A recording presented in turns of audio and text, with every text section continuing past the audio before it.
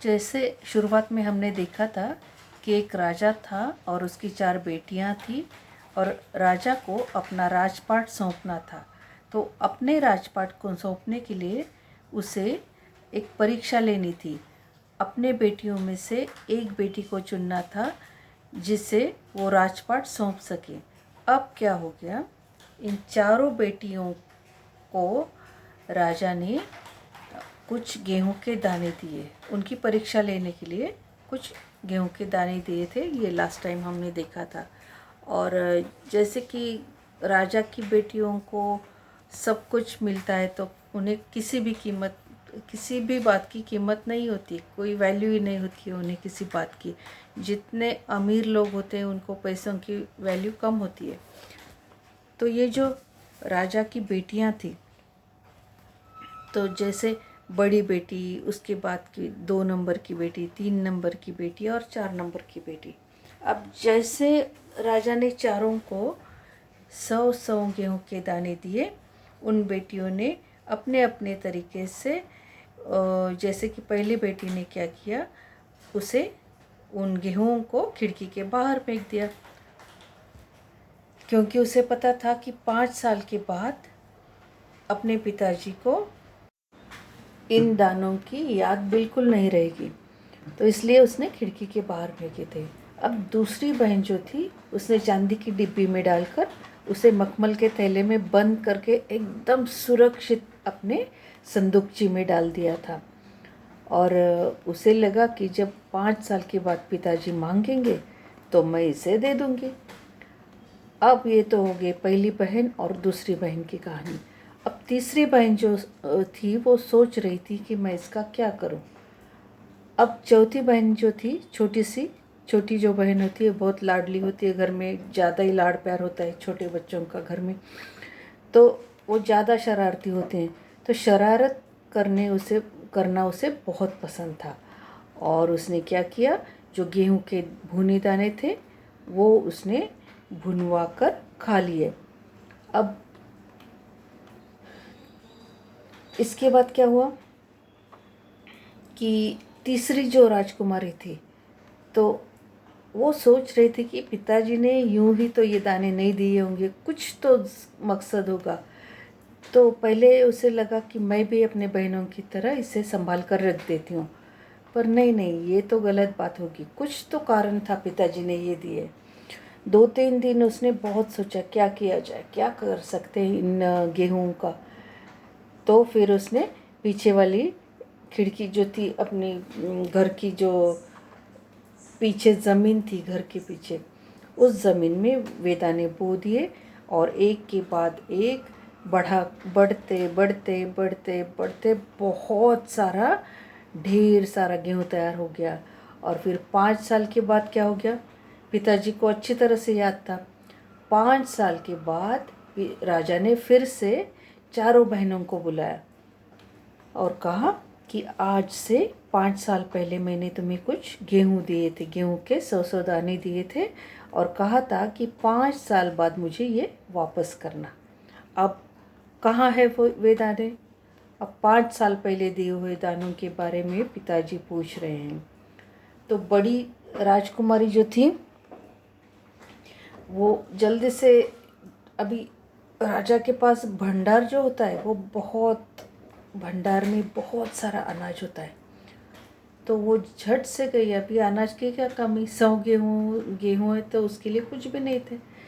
तो वो झट से भंडार गई और उसने वो भंडार से 100 दाने राजा को दे दिए।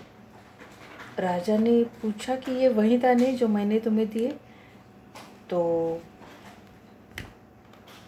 पहले तो राजकुमारी ने कहा हाँ, मगर फिर राजा ने जब उसे डांट कर पूछा तो उसने सच सच बता दिया कि ये वो पुराने वाले गेहूँ नहीं है, ये मैंने नए भंडार से लाए। फिर राजा ने पूछा कि तुम्हें, दूसरी राजकुमारी से पूछा कि तुम्हारे दाने कहाँ हैं? तो दूसरी राजकुमारी ने तो वो मखमल के डिब्बे में रखे थे।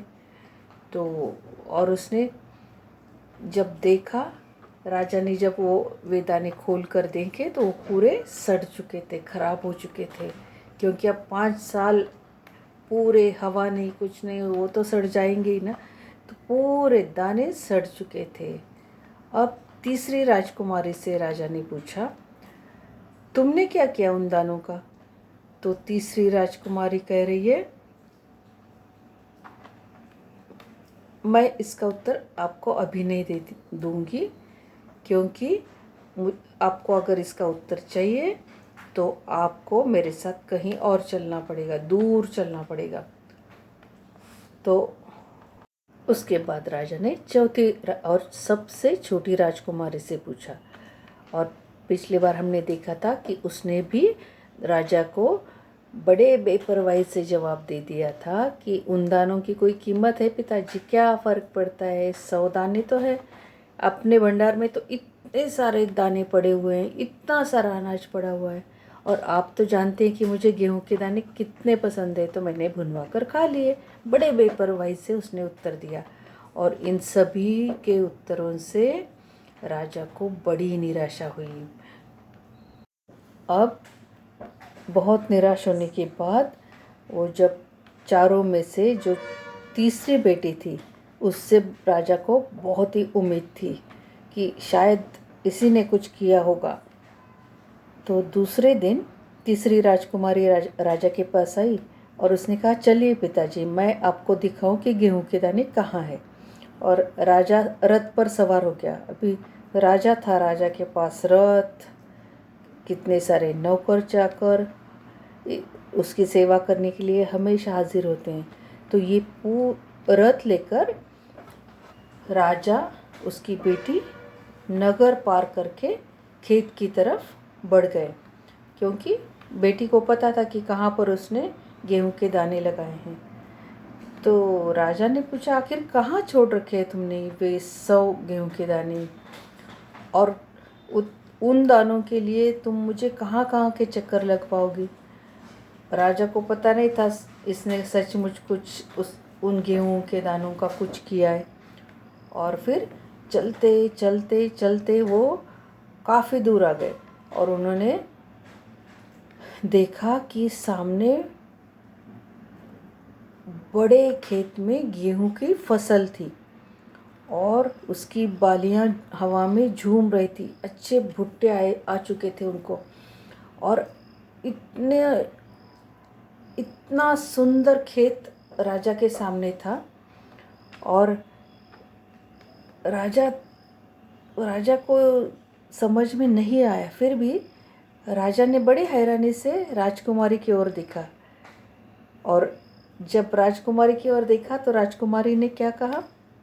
राजकुमारी ने कहा, पिताजी, ये हैं वे 100 दाने जो आज लाखों लाख दानों के रूप में आपके सामने हैं।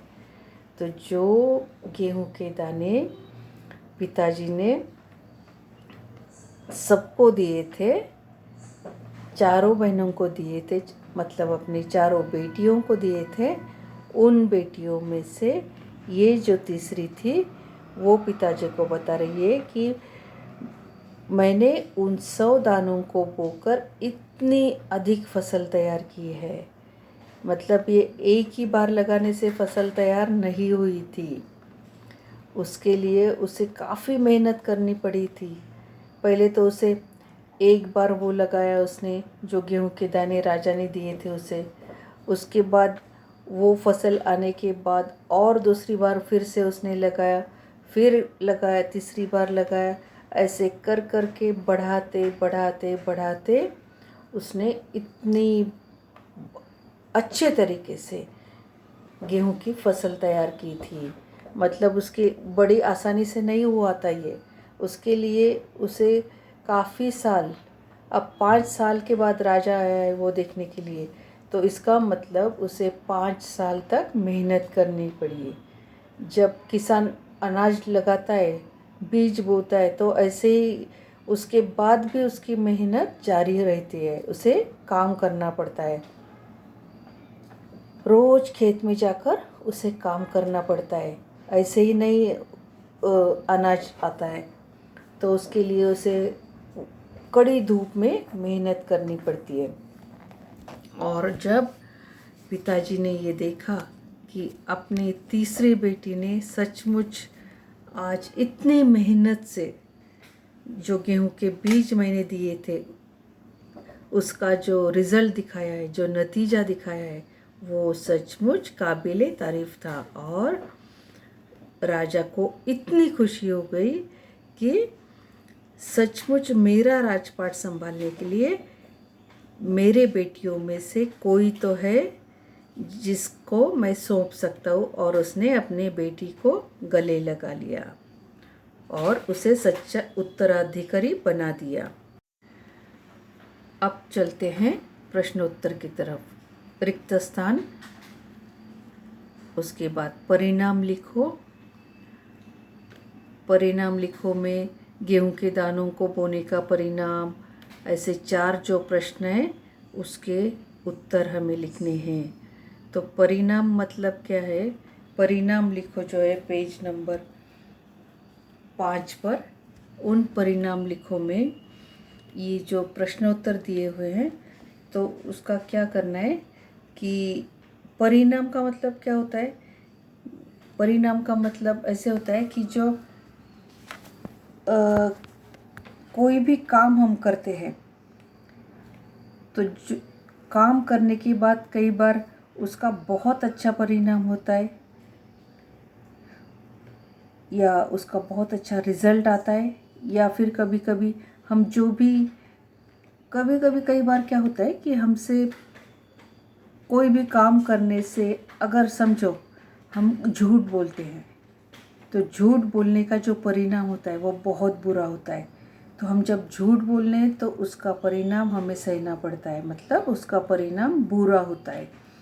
तो कोई भी काम जब हम करते हैं तो उसका परिणाम एक तो अच्छा होता है या बुरा होता है। तो यहाँ पर 4 प्रश्न दिए हुए हैं। तो गेहूं के दानों को बोने का परिणाम है, दूसरी सभी के उत्तर सुनकर राजा पर हुआ परिणाम है, फिर दूसरी राजकुमारी का संदूकची में दाने रखने का परिणाम है, और पहली राजकुमारी को कड़क कर पूछने का परिणाम है।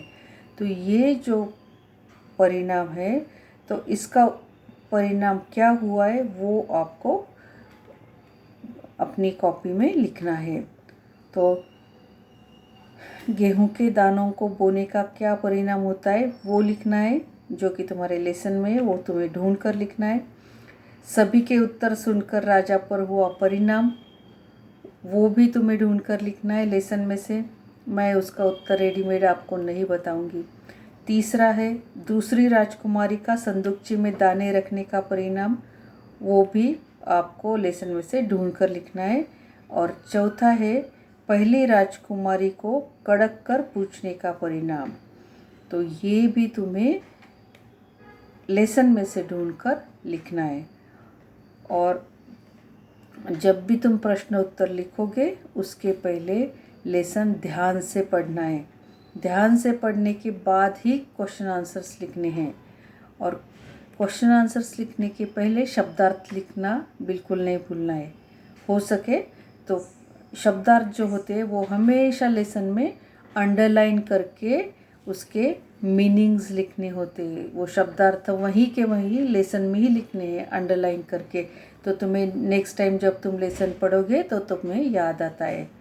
तो ये सब तुम्हारे क्लास वर्क में लिखना है। अगले पार्ट में हम देखेंगे अपना नया पार्ट, नेक्स्ट थर्ड पार्ट।